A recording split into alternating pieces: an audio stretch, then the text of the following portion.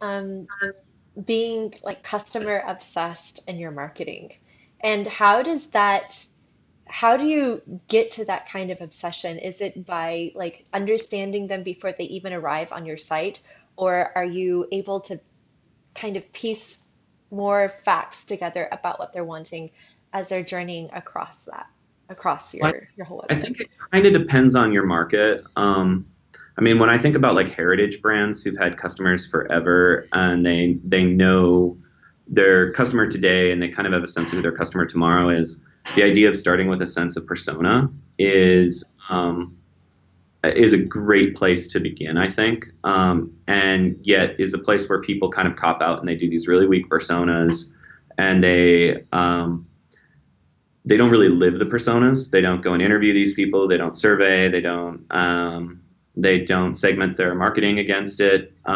They really don't make the kind of changes around it that they potentially could. And then I think there's emerging companies like startups, or even businesses like us that are in an emerging technology space where a persona is actually the wrong way to go.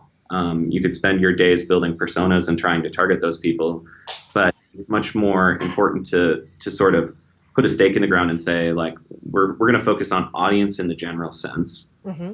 find sets of audience we can target today, sets of audience we can target tomorrow, and build like, circles that move outward from like your core. Sure. And the thing is like, if you're about an emerging technology stack, it's about looking at who's interested, who's not interested.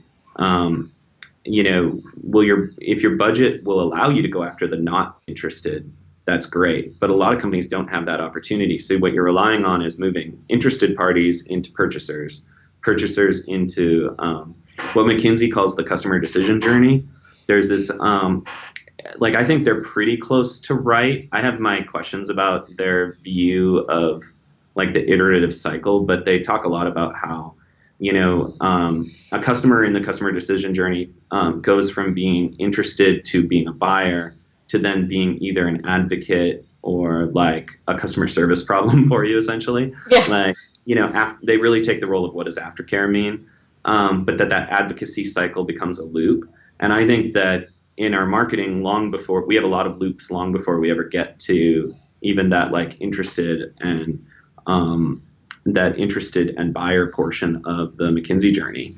And I think also that process is a loop because, in marketing, for those of us who do most of digital marketing, if what you're doing is essentially tied to sales, we're technically what you would call like below the line marketing. And, we're not heavily focused on brand, we're focused on customer equity. Hmm. And so if you're focused on customer equity, you're thinking about lifetime journey, you're thinking about the impact of your customer service on what your sales look like. You're thinking about how each ad speaks to moving someone from interested to not interested, or excuse me, not interested to interested, or interested to purchaser, to like along that path, you have to keep moving them along. And I think you can get caught up in getting too persona driven early on. And what you're able to do if you kind of take a higher level view is you can build better personas over time to target. And Yeah. then I think like, we are lucky in our space. We kind of knew we were partnered with Valve and Steam. We knew what the Steam audience looked like. So we could kind of take them as a general proxy for the entire VR audience to Yeah. start. Um, but I think, going back to my time at Logitech, we had 8,000 some SKUs when I first joined. That was eventually pared down to about 4,000 SKUs, across, I think they'd sell like 15 categories of product. And they're all the one like binding factor is they're all a peripheral, right? Like it's an add-on. Like I used to tell my team, like we don't like we were like BASF. We're like we don't make the thing, we make the thing you buy better, right? Like, we don't make your PC, we make a mouse that makes the experience better. We don't Right. make, we don't make the music or the iPhone that you're using to play it on, but we make the Bluetooth speaker better. Hmm. And so I think like when you understand your position in the world, it's a little bit easier to understand who your audience is, right? Like the audience coming to Logitech for an iPad keyboard isn't there for your brand. They're there to solve a particular problem around the iPad. Your brand equity that you grow becomes an outpouring of what you do to create customer equity first. If the Hmm. customer sees value in their product, in your product, they're going to see value in your brand. Right. Like, I know people who swear by Logitech mice. They won't buy anything else. They won't try, especially in the gamer space. Like, they won't try anything else. I only trust Logitech. And I think that comes not because Logitech is such a strong brand, but because they make such a great mouse for that audience. They know that audience really well. They know what that audience wants, that makes their experience better. And then from there, the sales process becomes so much easier. Hmm. And so, but being customer obsessed just is, it's surprising how many people I meet in our space who at the end of the day, they're really just focused on what like their vertical is that they have to work against, whatever their silo is inside the company, and they very rarely talk about the customer or their customer is the channel in which they sell, right? Like if you're doing all of your sales through Best Buy or all of your sales through Amazon or all of your sales through some particular channel, you might get obsessed with like how do we serve that channel Yeah. rather than how do we serve the end customer who uses the product. Yeah. And that can help you drive sales and growth in a short term, but in the long term, you will inevitably lose the customer because customers have their own preference about where they shop and where they interact with your brand, and they are ultimately more in control than ever before, whether that be because of extending social networks or just growth in the way the internet works. But the customer is ultimately in charge of the experience, and so if you don't take a customer obsessed, customer first approach, you are limiting your ability to win in the long run. You're narrowing your focus to a point where it's hard to stay out front. Yeah. How are you guys like getting people to, because VR is such a new space, right? And like you were saying, I feel like I've heard this from a bunch of other friends also, where a lot of my people who are serious hardcore gamers know about VR, they love it. But how are you like growing the awareness and the interest and getting people to get hooked? And then my other question is, what tools are missing that you feel like in your marketing, in your like MarTech stack, that Hmm. would make this that much more of a solid impact? Mm, I think it's, without obviously giving away like the entire strategy that I have. No, do You tell, it's fine. yeah, I think and I think I can speak kind of generically because it's also something that I've had to do every time we launched a product at Logitech was, kind of looking at where the interest is to begin with. We build a lot of audience pools. I did a lot of the same things when I was at Logitech, where you look at existing interest pools and also working with partners who are part of the stack that you would need at home. If you're again using sort of a more easily grokkable understanding from the Logitech space, if I'm looking for a home theater setup, you might not think about Logitech as an option. But on the other hand, maybe I'm not at a point yet where I can afford, a full like, audiophile type setup either. And I think people tend to sit somewhere in the middle. And the way we could acquire a customer around that space was by connecting with the hardcore folks and then looking at lookalikes and behavior patterns to share what that experience would be like if you bought Logitech's home theater solution. Yeah. So, even though it's a lighter weight, not full blown like audiophile type solution. And I think in the VR space, it's very similar where, we are connected to a basic audience and we can start there and we can expand out from that and look at people who might be adjacently influenceable. Hmm. And then you have to from there take a look at sort of what people are interacting with on your site. And A/B testing and multivariate testing is a huge part of what it takes to build out a good experience in an emerging product category. Yeah. Because different language, different messaging types, different images will speak different things to different people. But Sure. also, you don't know. Like you don't know. Like I get research from third parties, so I kind of know what the industry is saying about who the audience for these different things are and at different price points. But you still have to take that with a grain of salt and you have to test it. Yeah. Um, I sat down from the marketing question standpoint, though. I think I sat down when I first joined and I laid out what I felt the potential customer journey was in terms of a marketing stack, like what tool gets each customer kind of through a certain stack, Yes. and then where do we have what do we have today, and then what do we need in the future. Yeah. So I sort of have I have that as sort of a roadmap for things that I try to work on. I Right. didn't want to come in and say I need these 30 tools today. I went and said, look, I need accounts with Facebook and Google and Bing, and like I need to make sure the basics are all set up, right? Yeah. And there's a blocking and tackling of marketing that you have to do first, and then. But what I tend to think is still a real challenge for a lot of us, especially in a world with GDPR and doing things globally, is that like the idea of a DMP or a CMP for customer management. Mm-hmm. If you're not a giant company, a lot of DMP related technology is out of reach. And there isn't today, I think, a perfect solution. Google Audience Center is pretty useful. You can get a lot out of things like Lupra, but I feel like there's still a lot missing in the DMP, CMP type space where you can both take the audiences you're building in Facebook and Google and learn from them, as well as your own CRM and learn from them and build a better sense of customer. Yeah. Do data analysis against customer in that regard. I just feel like there isn't a great option out there that that is GDPR compliant, that wouldn't scare people in terms of pricing. I mean, if you think about the pricing of some of the big solutions out in the marketplace, I mean, it's hundreds of thousands of dollars to do, and I'm not going to say it's not worth it.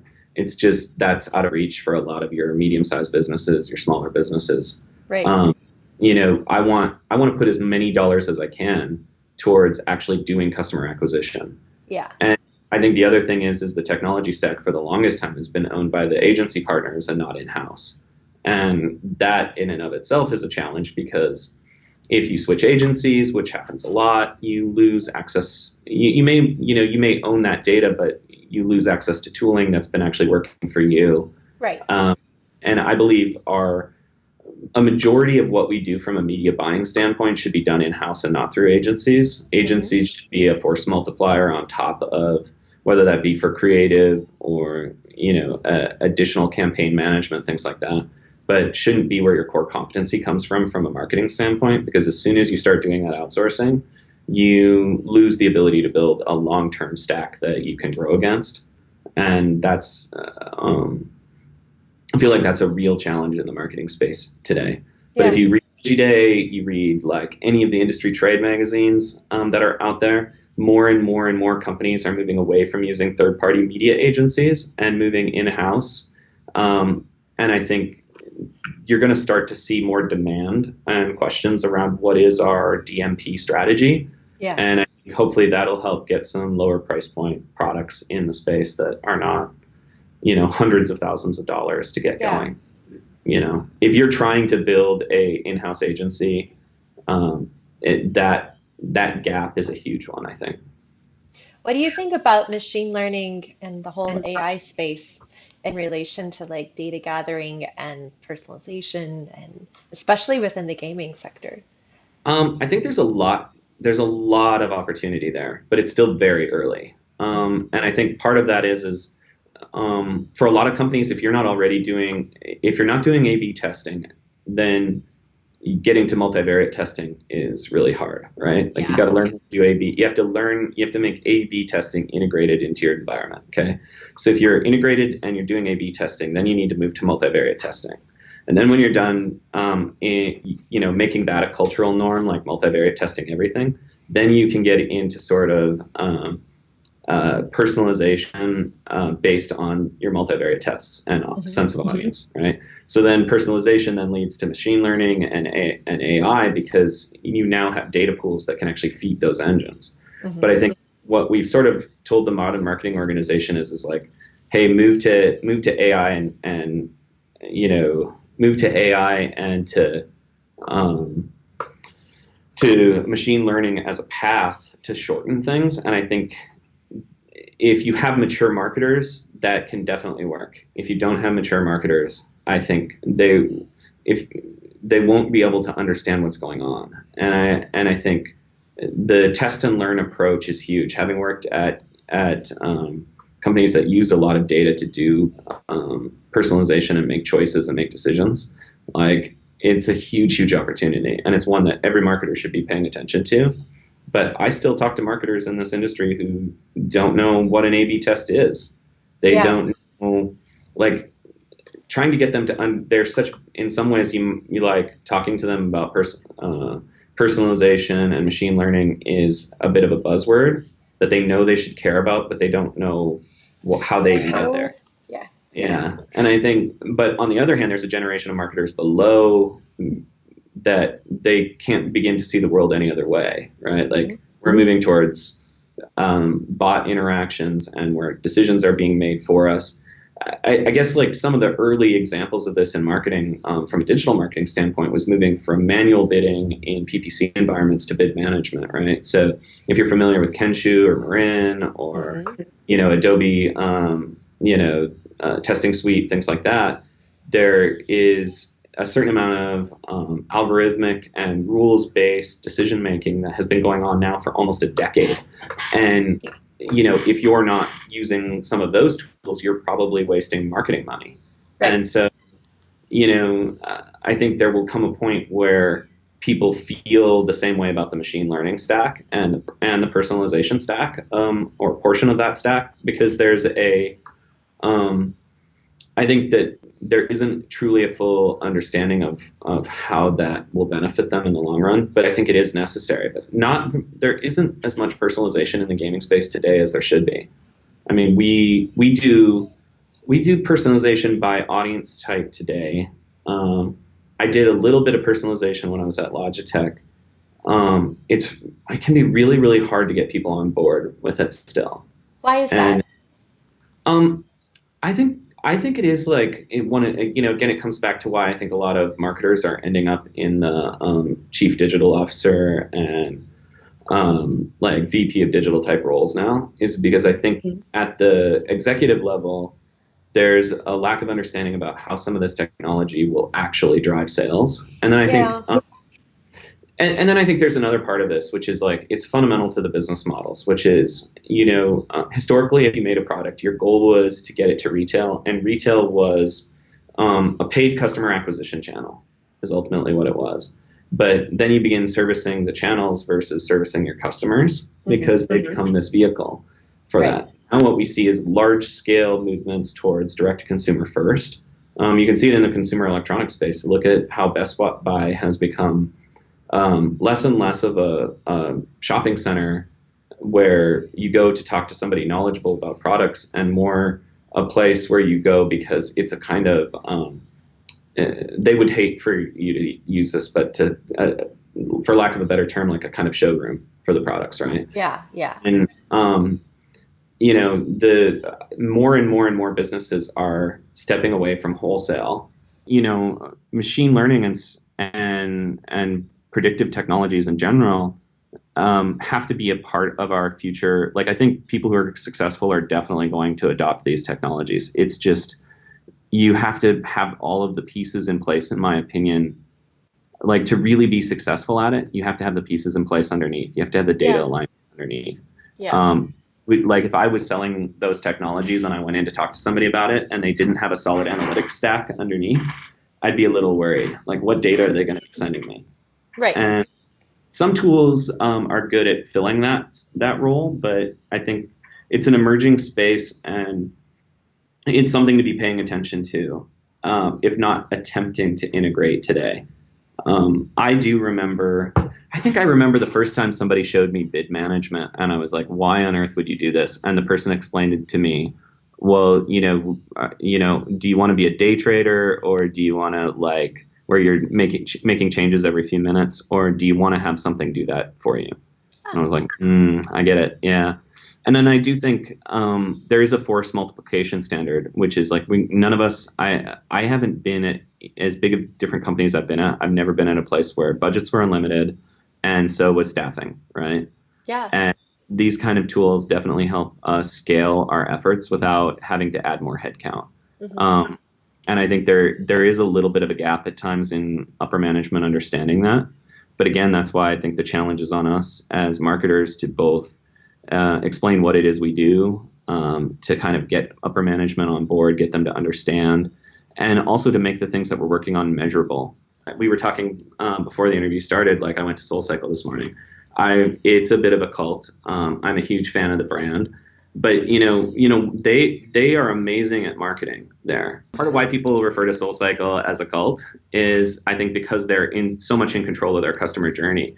A big part of their IP as a brand is the customer journey that they move you through from the moment you walk through the door in any studio in the country or book a class online. Yeah. Through the moment, even starting that far back, like let's say you book a class online, either on the app or on the website, to showing up for your first class, signing the waiver, getting the water bottle, getting dressed, like getting the shoes, getting onto the bike, to the moment that you leave the class is something that they consider their IP. Like I've heard there's things you're not supposed to know because it is their IP, but I've heard that they refer to the last two songs as the journey home in like their training books and stuff. And like all of that is to get you to come back again, right? Yeah. And I think if you're not in a good, healthy mindset yourself, or if you're not building your own career in kind of a growth way and thinking about how you can personally develop yourself, if you're not looking, like we go through these experiences, both good and bad, whether it be, SoulCycle for me is a good experience. Bad might be like renting a car and them not having the car when you get there, right? Like bad's a lot. Anything related to airlines is probably a bad customer journey, right? Like we don't pay attention to those things and we don't learn from them. Yeah. And my job as a marketer gets a lot easier when the customer journey around a product is well understood. And we can, there are brands like SoulCycle where they actually try to define the customer journey, right? And they have the time to purchase, like the time it takes to get someone interested in SoulCycle to the time it takes to get them to take a class is probably not nearly as long as, say, like I'm a big fan of Leica cameras. You can want the, camera body for them costs like $10,000. And it can take you a decade to be able to buy one. So their customer journey is a really long one. It's a very process. And, so, it takes a long time to get to the point from point A to point B. And so, but you have to kind of know what that customer journey still is. You can be directive. I have a few friends who work for Leica and they're sales and marketing. And I keep telling them, like, you're not doing enough with Instagram and with the younger generation, because what you need is a 10-year-old today to be wanting a Leica tomorrow. Right.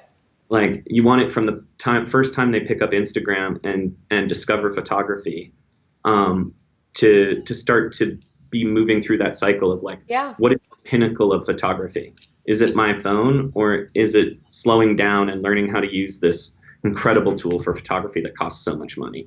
Because that's the time cycles you're working on for customers, is very, very long cycles. Right. So, I think for me, I spend a lot of time, and I think a big part of this came out of the experience of leaving Microsoft, looking at what the industry is doing. I consume everything I can in terms of what other companies are doing. I encourage my team to spend as much time as possible reviewing ad campaigns, listening to DigiDay, look outside of your own space. Mm-hmm. I listen to Business of Fashion by Imran Ahmed.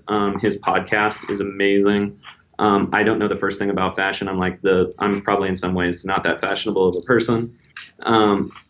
But I love listening to it because they like, you listen to how the challenges other industries are going through and you start to see these patterns. Sure. Like the pattern that I've started to recognize in the direct change from, distributed commerce and direct to consumer commerce, and sort of the traditional retail environment, like that's affecting almost every industry.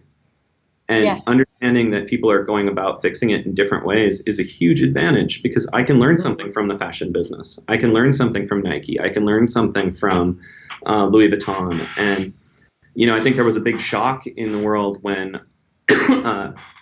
Ian Rogers from Apple and Beats Music joined Louis Vuitton, because it was like, why is this guy who's working at one of the best technology firms in the country in the world, Apple.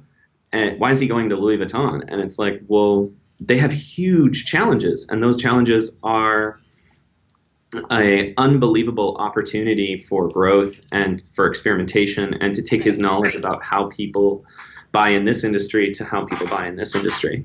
Yeah. And to look at it with the fresh face of like, okay, we were part of the disruption process in the music industry. How can we disrupt fashion where, they used to buy, listening to how like the world was when buyers used to buy on 6-month cycles, and you do a fashion show for fall, winter, in spring and summer, and spring, summer, and fall, winter, and then you'd be buying at these different cycles. Hmm. Now customers, because we get to see those shows all the time, like they're fully accessible to us.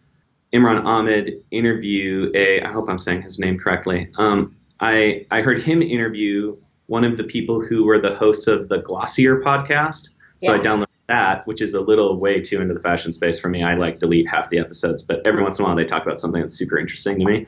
And I find myself moving through all these different podcasts to like, and different sources of information. Understanding that past, if you're a new marketer and you're trying to build a career on growth, understanding how that past stuff worked, like we can abandon them as a technology stack, but we shouldn't abandon them from a learning standpoint of how did we get here? On what technology was all this stuff built? Even if that technology is just a thought technology, the organization of media buying is essentially a thought technology, which is a certain size, a certain rate, based on a certain audience size, based on a cost per million, what they think the actual reach of that ad is. And now add that in with the technology that we have today to personalize and to actually hit the customer you want to hit. It's a powerful space. But to totally forget that, nothing I do today with A/B testing is really all that much more advanced than a guy who wrote a book in 1924 is pretty humbling. Manual, yeah. Yeah, the difference is we can do it faster, but it means that the job I have today might not exist tomorrow because, maybe there will be machine learning that does what I do tomorrow. And so a big part of having a growth mindset is also understanding what value you create.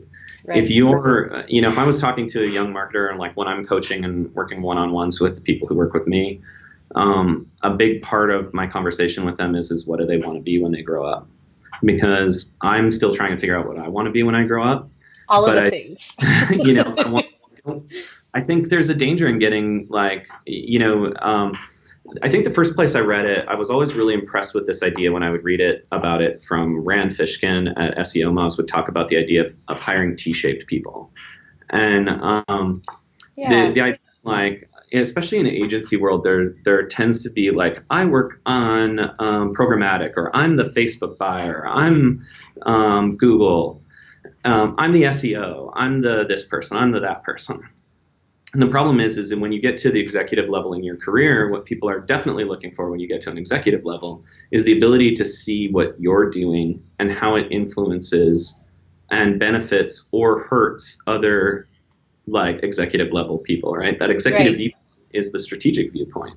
Yeah. It's how does all of this stuff fit in? And if you're like, I work with my media buying team, I have them put together huge portions of our budget. For when I put together the budget every quarter and every year, like they're a big part of that exercise. I did that when I was at Logitech. I do it now because if they understand why we come up with the budgets and how we choose the certain budgets that we put together, they're also going to understand their role a lot better. Right. And they're going to see how it fits into the bigger story, how we measure for success, how we define success. And, having younger or young being not age, but necessarily, but more like early in your career, individuals being involved and engaged in other parts of the business so they learn about it, they see what they're interested in, what they're not interested in, will inevitably help their career. Right. Very few of us get to go through our career and do just one thing.